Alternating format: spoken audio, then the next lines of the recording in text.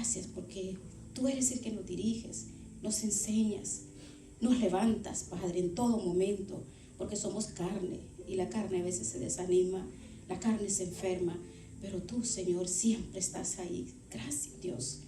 Gracias te damos. En el nombre de Jesucristo te doy gracias por cada uno de mis hermanos. Gracias que a pesar de todas las situaciones que enfrentamos y confrontamos cada día en medio de las luchas, de las enfermedades y las dificultades, siempre, Señor, tenemos este tiempo, porque todo el tiempo es tuyo, pero como humanos tenemos tiempo sagrado que es el tuyo, para que tú nos hables, nos enseñes cada día, Padre, para poder hacer tu voluntad, Señor. Te necesitamos, Espíritu Santo, en nuestras vidas.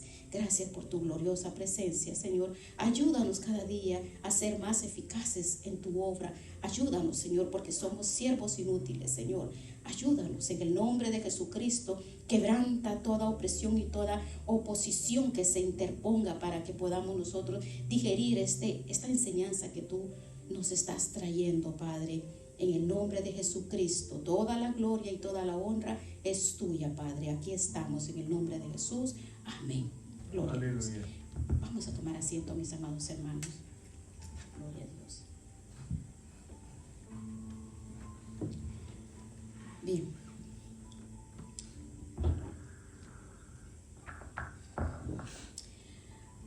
Mateo 24:36 dice de la siguiente manera: de cierto os digo que no pasará esta generación hasta que todo esto acontezca. Tenemos nosotros una enseñanza donde el Señor nos habla y nos muestra que no ignoramos los tiempos. No ignoramos los tiempos. Lo he titulado este tema como no ignoramos los tiempos. Tenemos nosotros la revelación de la palabra, la cual nos enseña y nos capacita. Nos habla en el libro de Apocalipsis. Es un libro que lo escribió un anciano de más de 100 años de edad. Esta palabra de revelación, Apocalipsis, revelación. Este fue el último pergamino o el último libro de la Biblia, en la cual nos enseña cosas impresionantes.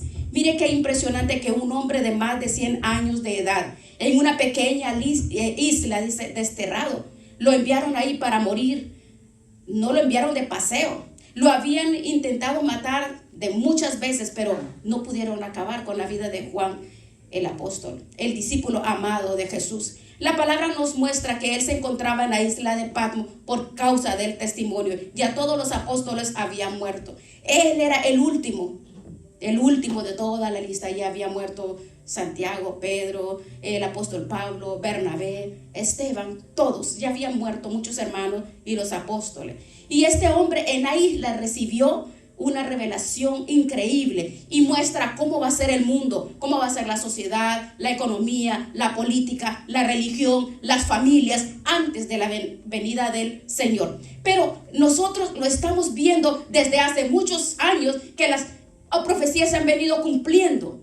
Tremendo lo que vemos. Es una lástima que muchos creyentes no lean el libro de Apocalipsis y que cierren sus ojos a lo que está aconteciendo. Por eso lo titulé No ignoramos los tiempos, porque hay un porcentaje que no ignoramos el tiempo.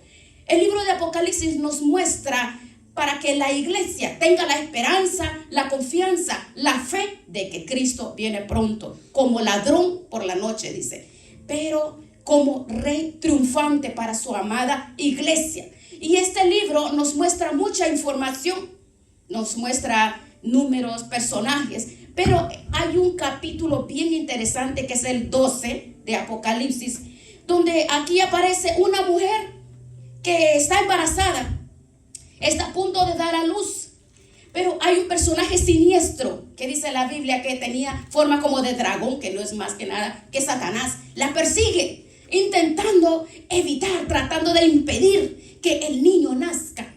Hace todo lo posible para impedir que ese niño que va a regir todas las naciones de la tierra con barra de hierro, que es el mismo Señor Jesucristo.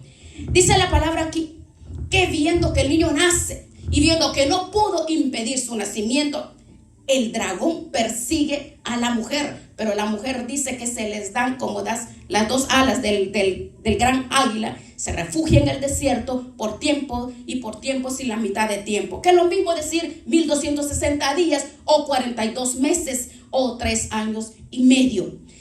Y dice que lanza un río como de agua impetuosa.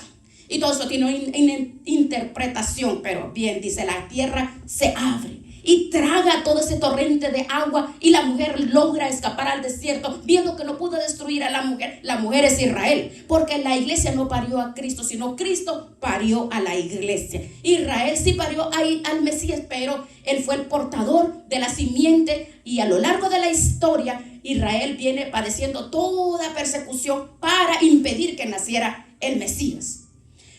Pero dice que va a hacer guerra contra el resto de toda la descendencia. Y dice la palabra del Señor en este capítulo que es interesante lo que nos habla. Veamos, vamos a leer capítulo 12, veamos en el versículo 10. Veamos desde el 9. Fue lanzado fuera el gran dragón, la serpiente antigua, que se llama Diablo y Satanás. Fíjese el nombre, los nombres que se le dan al mismo personaje, al diablo. Se le llama gran dragón, serpiente antigua, diablo y Satanás. 4 calificativos, 4 nombres para definir o para describir a este personaje, el cual engaña al mundo entero. Fue arrojado a la tierra y sus ángeles fueron arrojados con él.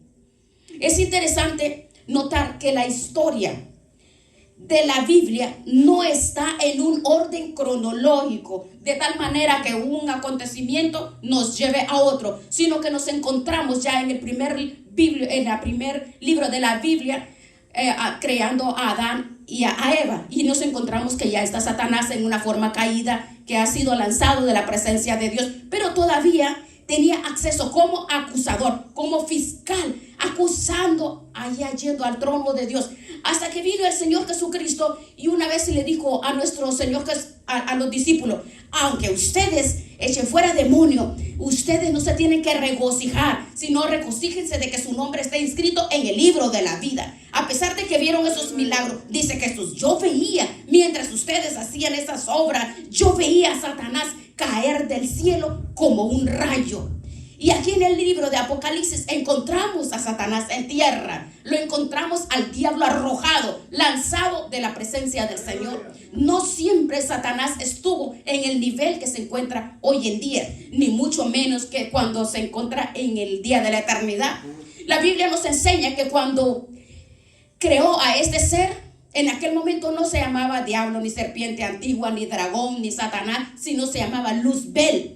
La Biblia lo describe en el libro de Isaías, también en el libro de Ezequiel, como el sello de la perfección, acabado en hermosura, lleno de sabiduría, y describe una vestidura espectacular con la cual ni siquiera vistió a Adán y a Eva cuando estaban en el jardín del Edén. Pero la palabra del Señor nos enseña que este arcángel tremendamente poderoso para Dios era perfecto, acabado en hermosura, lleno de sabiduría y de conocimiento y de revelación. Al ser arrojado de la presencia del Señor, se comienza a comportar de una forma terrible y comienza a tratar de impedir que los hombres conozcan la verdad y que sus ojos sean iluminados con la verdad, que es la palabra de Dios. Intenta destruir toda obra de Dios y desde siempre ha sido una especie de ladrón. Juan 10:10 lo manifiesta como viene a matar,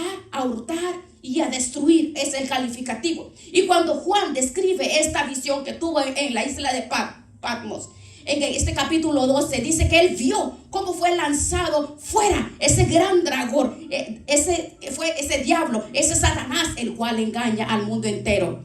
Pero más adelante, describiendo a este personaje, la palabra de Dios dice: entonces oí una gran voz en el cielo que decía: ahora ha venido la salvación, el poder y el reino de nuestro Dios y la autoridad de su Cristo, porque ha sido lanzado fuera el acusador de nuestros hermanos, el que los acusaba delante de nuestro Dios día y noche.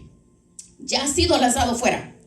La obra de Cristo desbarató al diablo, le arrebató todo su poder, le arrebató toda su autoridad. El diablo está vencido. Nunca más volverá a ocupar la posición tremenda que Dios le dio desde un principio, porque cometió un error, se enalteció.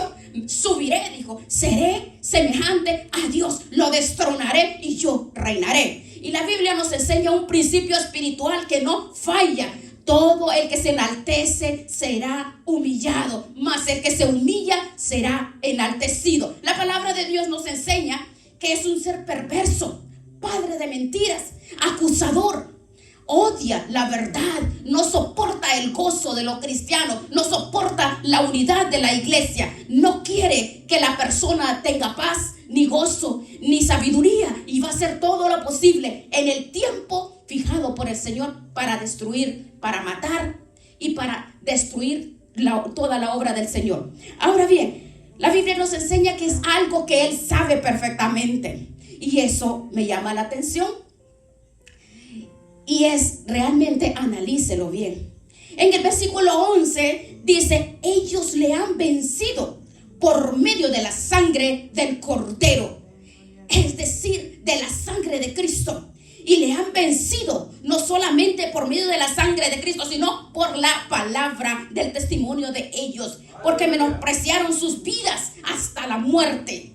En los últimos tiempos habrán infinidades de cristianos que morirán como mártires, exactamente igual cuando pasó en los primeros siglos del cristianismo, donde morir por el evangelio era normal, donde ser encarcelados, donde ser torturados, donde ser destruidos por las fieras en Roma, donde fuera, era normal. Lo que todo creyente esperaba desde el minuto que se convertía hasta que llegaba el momento del martirio. Para ellos era normal que un creyente muriera.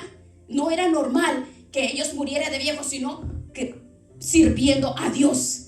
No era normal de que ellos murieran así normal, no sirviendo, desgastándose al Señor, siendo toda clase de ministros, porque así fueron, murieron por causa del evangelio. Ellos lo sabían. Es más, el mismo Pablo dice en alguna de las cartas que escribe, dice, tanto como él y todos los que le servían, los que le acompañaban, como Tito, Timoteo, Priscila, Ático, Apolo, dice que ellos tenían sentencia de muerte. Es decir, no nos vamos a llevar la cabeza, no vamos a decir, oh, no nos vamos a entristecer. No, nosotros sabemos, decían, que nos van a sentenciar a muerte. Entre ellos, entonces, morir. Ellos tenían claro, morir por Cristo. Mire qué hermoso. Ahora, Satanás tiene siglos, milenios, desde su caída, y lo vemos en Génesis capítulo 3, hasta hoy en día. Ha tenido millones de oportunidades para destruir al pueblo de Israel, para destruir a la iglesia, para destruir a los cristianos, y no lo ha podido conseguir y no lo logrará. Porque hay una promesa que tenemos que recordar, que salió de los labios de nuestro Señor Jesucristo. Las puertas del infierno no prevalecerán contra la iglesia. Podrán caer, podrán ser destruidos, podrán ser aserrados, perseguidos, atacados, pero la iglesia del Señor nadie la puede destruir, porque es el cuerpo de Jesucristo. Es la amada esposa y novia del Cordero. Por lo tanto, nadie, ni el mismo infierno, podrán destruir a la iglesia del Señor. Aleluya. Pero vea lo que dice. Me llama mucho la atención. Por lo cual, versículo 12, alegraos cielos y los que moráis en ellos. Ay de los moradores de la tierra y del mar, porque el diablo ha descendido a vosotros con gran ira, sabiendo. ¿Por qué? ¿Por qué? ¿Por qué? Porque sabe que tiene poco tiempo. ¿Cuántos dicen? Ellos y nosotros sí sabemos que está aconteciendo, lo sabemos, porque esta es la generación. Ahora, esto golpea nuestros corazones. Pensar, el diablo sabe y la iglesia no sabe los tiempos. Muchos no lo saben. Aquí vemos, dice que le queda poco tiempo. Ese libro hace 2000 años se escribió.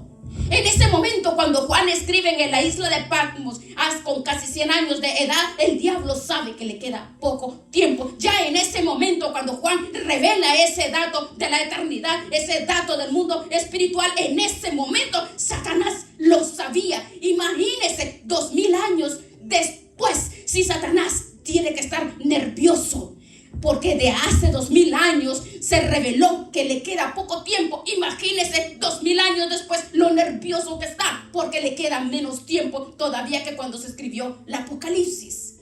Ahora me llama la atención el tema de cómo Dios le ha puesto fecha de caducidad a todo lo que ha creado, prácticamente, ¿verdad? La palabra nos enseña que los animales creados por Dios tarde o temprano morirán.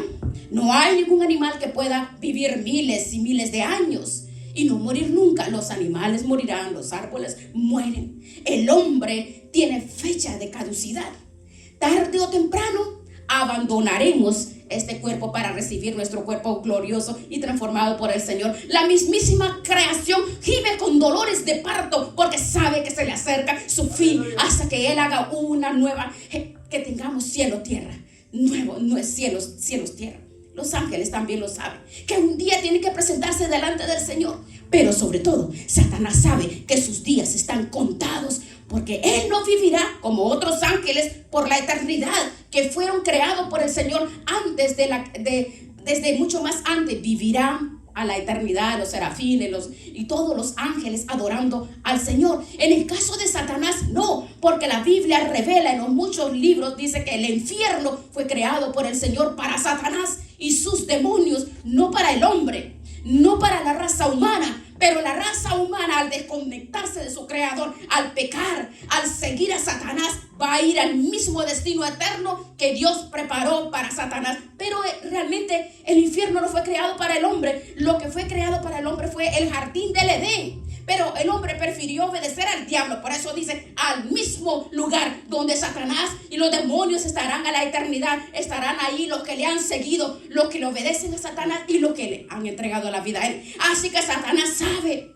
que él no va a estar durante toda la eternidad en la presencia del Señor, como millones y millones de ángeles que sí estarán. Él sabe que tarde o temprano será arrojado al lago de fuego y azufre, y ahí se acabará su existencia. Por lo tanto, él conoce las escrituras. Él no perdió la sabiduría. Él no perdió el conocimiento que tenía cuando estaba en la presencia de Dios en su trono. Él sabe perfectamente que las escrituras le pusieron fecha de caducidad. Él sabe perfectamente que el infierno es su destino y de todos los demonios que le siguieron cuando él se rebeló contra Dios. Y ahora, Eclesiastés 3 nos muestra que Dios estableció un tiempo para cada cosa. Tiempo para nacer, tiempo para morir, tiempo para sembrar, tiempo para cosechar, tiempo para todo. Bajo el cielo, tiempo para todo. Pero sin embargo, la razón por la cual Satanás tiene esa gran ira es porque sabe que le queda poco tiempo. Yo creo que nosotros deberíamos de tener el mismo olfato, ¿verdad? El mismo discernimiento espiritual y más o menos saber cuánto tiempo le queda a la iglesia. ¿Cuánto tiempo nos resta a nosotros? Realmente poco en proporción con todo lo que ya hemos vivido. Pero me llama la atención que si leemos con detenimiento en el libro de Génesis, hay ciertos y determinados personajes que sabían cuándo les tocaba la muerte, sabían cuándo iban a morir. Por ejemplo, Isaac, que el pobre Isaac, que no veía, el pobre Isaac que fue engañado por su hijo Jacob. La Biblia nos enseña que él sabía que se acercaba el día de su muerte. Pero qué forma de morir. Pidió que le asaran 2 cabritos. Generalmente cuando una persona se va a morir no quiere comer, pero le entró un apetito a Isaac y mandó a matar 2 cabritos. Imagínense. Y antes de morir, él sabía que antes de morir, lo último que tenía que hacer Isaac en la vida era bendecir a sus hijos. Eso lo hizo. Me llama la atención que Jacob, cuando está en Egipto, con más de 147 años de edad. Él sabe también que se va a morir. Y antes de morir dice: venid, hijos míos, que les voy a declarar lo que va a acontecer a ustedes en el tiempo futuro, en todos los tiempos finales. Es interesante ver las palabras proféticas que Jacob le da en el hecho de la muerte a cada uno de sus hijos. Y en cierto sentido trazó su destino, profetizando palabras que se cumplirían en los hijos. Pero él sabía que estaba próximo a morir. Y uno dice: bueno, pero ese era en el Antiguo Testamento, que percibían que su tiempo se acababa. Mire, es interesante notar, Moisés recibió la revelación de cuándo iba a morir su hermano, y se lo dice. No se lo ocultó y no dijo: ay, Señor, ¿y cómo le voy a decir a mi hermano que se va a morir? Él sabía cuándo, cómo y dónde iba a morir su hermano Aarón. Y le dijo: Aarón, el Señor me ha dicho que te diga, que te comunique que tienes que subir con tu hijo Eliezer al monte Nebo, y desde allí te vas a quitar las vestiduras sacerdotales, se las vas a poner a tu hijo, y allí vas a morir. Él sabía perfectamente, conocía los tiempos, cómo, cuándo y dónde iba a morir. Moisés también. El Señor le dijo: sube a lo alto del monte, y ahí vas a subir, porque no subirás a la tierra prometida. Pero cuando vamos al Nuevo Testamento, nos encontramos a dos grandes personajes, a dos grandes hombres de Dios que intuían y discernían cuando, que conocían los tiempos. Se estaba acercando su tiempo. Por ejemplo, el apóstol Pablo, cuando le escribe a Timoteo, segunda de Timoteo 4:6. El apóstol Pablo, en su despedida, le dijo: porque yo ya estoy para ser sacrificado, y el tiempo de mi partida está cercano. Pablo no hace planes para 30 y 40 años y otro viaje misionero, otra iglesia por acá, otra epístola que voy a escribir, sino dijo: el tiempo de mi partida está cercano. Por eso dice: yo he acabado la carrera, pero he guardado la fe, he peleado la buena batalla. Por lo demás, solamente me queda recibir la corona, la recompensa de parte de mi Señor. Él también discernía que aquel no era un encarcelamiento más, sino que iba a ser el último, y su martirio se iba a acercar prontamente. Pero también el apóstol Pedro sabía perfectamente, en una carta que escribe que el tiempo de su partida, segunda de Pedro 1, versículo 14, dice: sabiendo que en breve debo de abandonar el cuerpo, como nuestro Señor Jesucristo me ha declarado. También yo procuraré con diligencia que después de mi partida vosotros podáis en todo momento tener memoria de estas cosas. Miren, no solamente era Moisés y Aarón, Isaac y Jacob, sino también en Pablo y en Pedro. Ellos sabían, ellos conocían los tiempos. Tú y yo tenemos que conocer los tiempos en que vivimos. A ellos sabían que se les acercaba partir con Él. Cada día nosotros recibimos un regalo, y ese regalo se llama tiempo. Todos recibimos el mismo tiempo, las 24 horas, todos los minutos, todos los segundos, exactamente igual. Ahora, ¿qué nos aconseja la Biblia a nosotros? Que debemos de recordar Efesios 5, veamos, del 15 en adelante. El apóstol Pablo de la cárcel dijo: mirad, ojo, dice, ojo, con diligencia, cómo andéis, no como necios, sino como sabios, aprovechando bien el tiempo, porque los días son malos.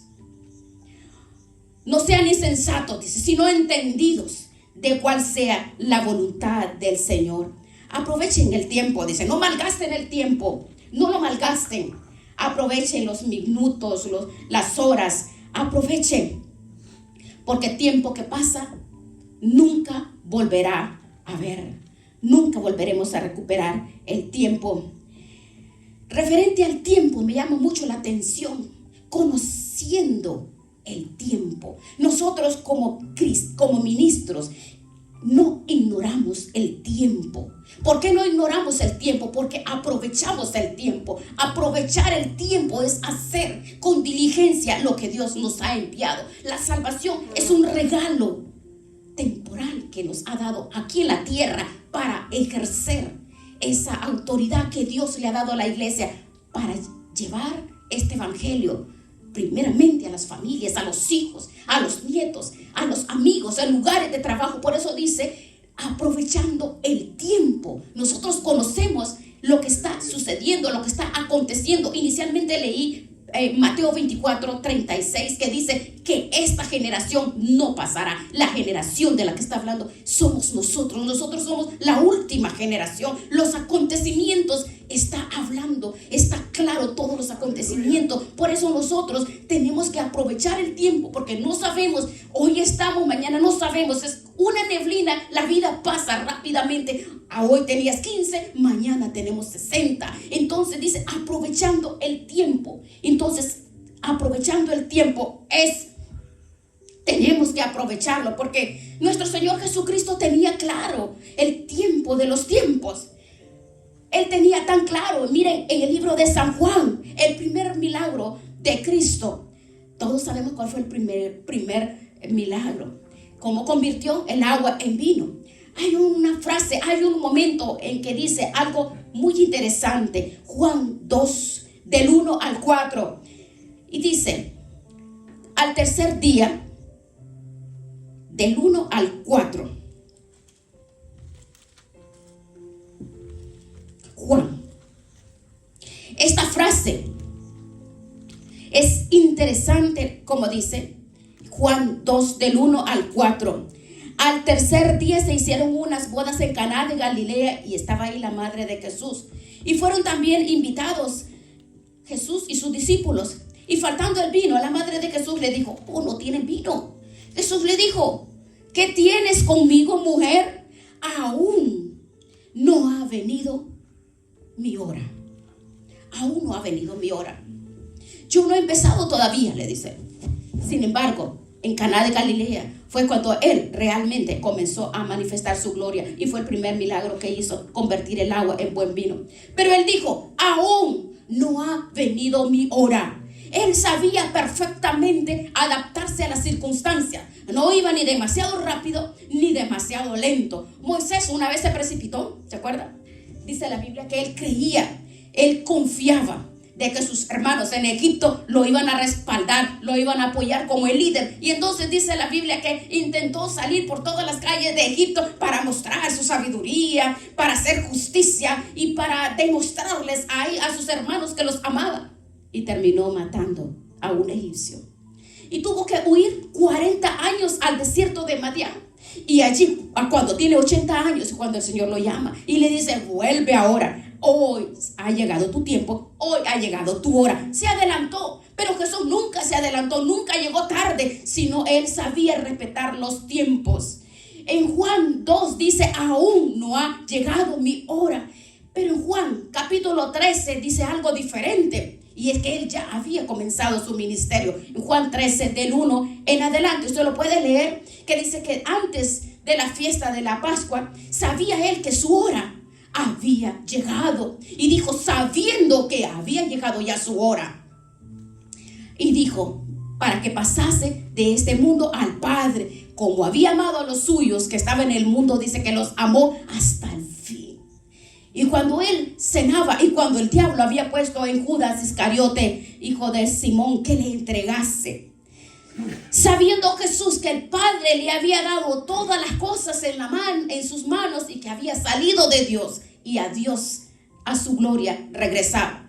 Entonces, si nos damos cuenta, es cuando él se levanta de la mesa, cuando le lava los pies a los discípulos. ¿Por qué? Porque él sabe que va a ser la última vez que cene con sus discípulos, y ya no habrá más. Ya había comido muchas veces con sus discípulos, había participado de la Pascua en varias ocasiones, pero él dice en esa cena, en esa casa, esa noche, les dice, sabiendo que mi hora ha llegado. Al principio de su ministerio en Galilea dijo, mi hora no ha llegado aún, pero al final del ministerio, en la última cena, dijo, mi hora ha llegado.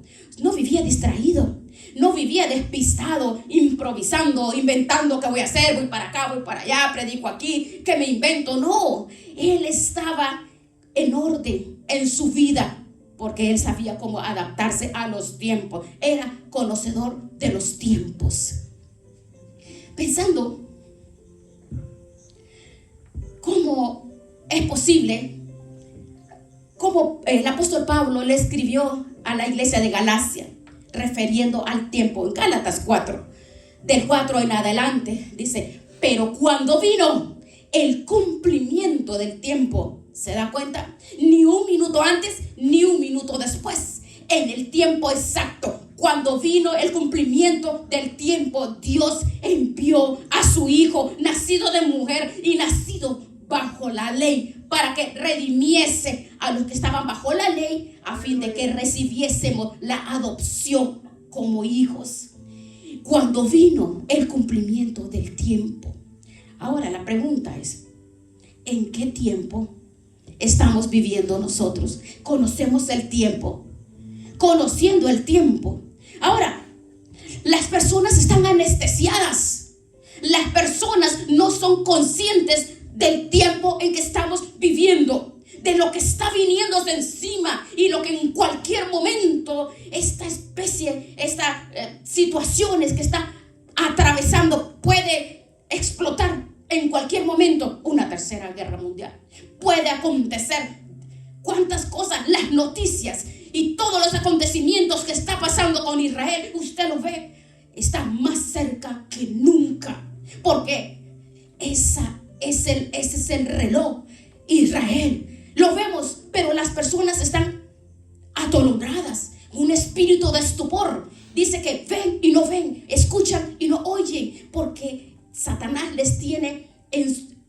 los tiene cegados, los tiene entumecidos, confundidos. Entonces la humanidad está cada día perdiéndose, y nosotros que conocemos los tiempos estamos cómodos. Hay un porcentaje grande en la iglesia que recibe la salvación, y la salvación que hemos recibido es porque Dios dice: te traigo, te salvo, te levanto, eres mi hijo, ahora ve. Así como me envió el Padre, los envía a ustedes. Entonces nosotros tenemos que ir por esas personas que no pueden vivir, no pueden caminar, no pueden vivir, no pueden, porque están cegados, están atribulados, están al borde del precipicio. Y cada día son miles y miles, cada segundo miles que se mueren, se van al infierno, incluyendo nuestras familias. La iglesia tiene que tener ese dolor en su corazón, porque el tiempo cada día se acorta. La palabra dice que el tiempo se acorta. Ve, el hombre natural no puede percibir las cosas del espíritu, porque son locura. Y nosotros, ¿dónde estamos para llevarles? ¿Dónde estamos? Las noticias y todo lo que sucede los tiene asombrados, los tiene confundidos. Primera de Corintios 1 dice que el hombre que tiene el Espíritu de Dios dentro de su corazón, él puede leer, puede entender, él puede ver mucho más allá del acontecimiento, porque sabe que detrás de cada acontecimiento mundial está una alerta, una llamada de que yo vengo pronto y mi galardón conmigo. En la iglesia no puede perder el norte, no podemos estar dormidos, tenemos que despertarnos. Es el tiempo de levantarnos del sueño, es el tiempo, porque la noche está cada vez avanzada. Es cierto que Jacob se durmió, tuvo sueños, revelaciones, pero se tuvo que despertar para que los sueños se hicieran realidad. Es cierto que Adán se quedó un tiempo dormido en el jardín del Edén, pero se despertó para ver la obra creadora de Dios. Es cierto que Pedro estaba dormido en la cárcel en Jerusalén, pero en cuanto entró el ángel, lo sacudió, se despertó y salió fuera para ir a visitar a los hermanos. Y el Señor nos llama a nosotros: despiértate, despiértate tú que duermes, despiértate del sueño y no entrar en la corriente que atrapa a la gente y los lleva a la destrucción, al desánimo. Y no es un mensaje para asustarnos, es para que despertemos a una realidad de que el mundo y el diablo que gobierna y opera en el mundo está tratando de llevarse a un mayor número de personas, de jóvenes, de familias, matrimonios, llevárselos al infierno. Pero tenemos que pelear hasta la sangre, como dice la Biblia, pelear la buena batalla hasta que no nos quede fuerza a nuestros cuerpos para impedirle al diablo que obtenga sus objetivos y lleve nuestros hijos, nuestra familia, en el nombre de Jesús. Los mártires le vencieron por el testimonio de la palabra y el poder de la sangre de Cristo. Y nosotros hemos sido alabados, perdonados por la sangre de Jesús. Tenemos el poder del testimonio y la palabra que es la Biblia. Y con esos dos elementos, más el nombre de Cristo, más el sello del Espíritu Santo y la oración, podemos ir de gloria en gloria, de victoria en victoria, de bendición en bendición, de triunfo en triunfo. Es tiempo de despertarnos. Oh, es tiempo de levantarnos. Conocemos el tiempo. Levantémonos. Oh, levantémonos. Iglesia, la sociedad, en los tiempos de Noé, ellos no se daban cuenta de lo que venía encima, pero minutos antes de que cayera el diluvio, minutos antes de que llegara la catástrofe más terrible de la historia de la humanidad, estaban comiendo, estaban bebiendo, estaban haciendo planes, estaban merengueándose, pero Noé estaba en el arca con su familia, esperando el cataclismo que en un momento llegaba. Y ellos no entendieron hasta que vino el diluvio y se los llevó a todos. Que no nos pase a nosotros, que no nos pase a nuestra familia. Conociendo los tiempos, conociendo los tiempos. Conociendo los tiempos. Tú y yo conocemos los tiempos. Oh sí, ya sé. Ay, el Señor ya viene, claro. Oh sí, las noticias, mire. Oh, Estados Unidos le dio la espalda ya a Israel. Oh sí, todo lo que está aconteciendo. Todos los países están en contra de Israel. Oh sí, conocemos los tiempos, pero nos quedamos tranquilos, de brazos cruzados. Como iglesia estamos fallando. Como iglesia estamos fallando. Tenemos que despertar, porque la palabra del Señor dice: cuando escuchen paz y seguridad, levántense. Y hay que erguir nuestra frente. Levántese. ¿Por qué? Porque está más cerca que nunca. Está más cerca que nunca. Mire, ahora pincha un botón y puede desaparecer un continente, porque la tecnología así está. Cuando digan paz y seguridad, hermanos, porque vendrá destrucción repentina como dolores a la mujer de parte. Todo tiene su tiempo y vemos cómo los tiempos se cumplen, cómo nos acercamos al fin de los tiempos, que para ellos es la peor desgracia, para nosotros es la redención eterna a través de nuestro Señor Jesucristo. Tenemos que doler nuestros corazones, dolernos. ¿Por qué? Usted ve a una mujer embarazada con su panzota ahí consintiendo su panza. ¿Por qué? Porque tienen allí algo que vive, que está vivo. Eso es contemplar y cuidar lo que tiene en su panza. El niño está dentro. La bendición está dentro. La semilla está dentro. Hay que saber esperar. Tiene que esperar la mamá, porque si nace prematuramente el niño, pues se puede morir. Solo es cuestión de esperar. Y el Señor lo que le dice a la tierra es exactamente el mismo mensaje que cuando una mujer embarazada siente que su tiempo se ha cumplido. ¿Cómo sabe una mujer embarazada? Bueno, ¿cómo sabe nosotros que somos mujeres? ¿Cómo sabemos? ¿Cómo sabemos cuando estamos en el momento? Cuando ese momento es un momento glorioso. Y lo sabemos que cuando ese momento, no es porque se me fue el sueño y por eso voy a parir, o porque tengo mucha sed, por eso voy a parir. No es por ninguna circunstancia. Lo que anuncia el parto es el dolor. El dolor te dice: ya viene, ya no hay más que esperar, ya viene, en cualquier momento sale el baby. Y esa es una bendición para la madre. Ahora, los dolores de parto de la tierra hace mucho tiempo que se están llevando a cabo. La tierra está con dolores de parto. Claro, no es lo mismo una mujer, dolor de parto de una mujer, como dolor de parto de la creación, como tsunamis, los cambios, huracanes, tornados, y son todas las evidencias que nuestro Señor Jesucristo viene pronto. Satanás durante siglos, milenios, trató de impedir que el Señor naciera.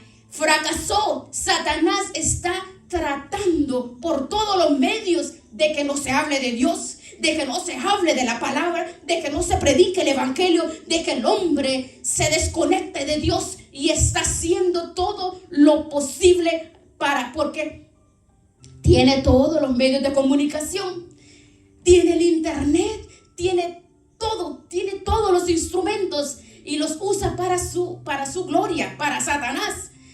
Venir contra de la iglesia, confundir a la iglesia, confundir a las personas. Pero nosotros como iglesia sabemos que el Señor va a venir y nosotros los redimidos estaremos clamando, orando y ayunando, rogando por esas personas, familias enteras, clamar y orar, porque los tiempos están claramente definidos. Los tiempos están preparados por el Señor. Bien, ahora nosotros, ¿cuántas personas, cuántos han esperado al Mesías en Israel? Lo esperaron. Abraham esperaba al Mesías. Abraham llegó a pensar que su hijo Isaac, el hijo de la promesa, iba a ser aquel niño que iba a ser herido en el calcañar, pero él iba a herir en la cabeza al diablo. Pues él lo creía así. Isaac creía que uno de sus hijos podría ser el Mesías y ninguno de ellos fue. Durante siglos la gente esperaba ansiosamente el nacimiento del Mesías y muchísimos murieron. Isaías habló de él, Zacarías, Malaquías, todos los profetas del Antiguo Testamento decían, van a ser en Belén. Otros decían, se va a llamar Jesús. Otros decían, iba a ser de la tribu de Judá. Y otro, va a morir entre malhechores, pero va a ser enterrado entre ricos. Y otro decía, y cuando él venga, todo ojo le verá, toda rodilla se doblará. Y así juntaron las piezas y las piezas proféticas de Dios, pero ninguno lo vio, pero lo esperaban, ansiosamente lo esperaban. Muchos murieron sin verlo, muchos mártires torturados, quemados, crucificados o de muerte natural, esperando el retorno, esperando la venida del Mesías, y no lo vieron. Pero saben que nosotros somos la última generación. Somos la última generación. Iglesia, tenemos que despertar. Somos la última generación. ¿Y qué dice Salmos? Que la generación de 70 y 80 años. ¿Cuántos años tiene Israel? Para que vean. El Señor viene muy pronto, antes de lo que nosotros nos imaginamos. Sí, tenemos que trabajar, pero no nos reventemos trabajando.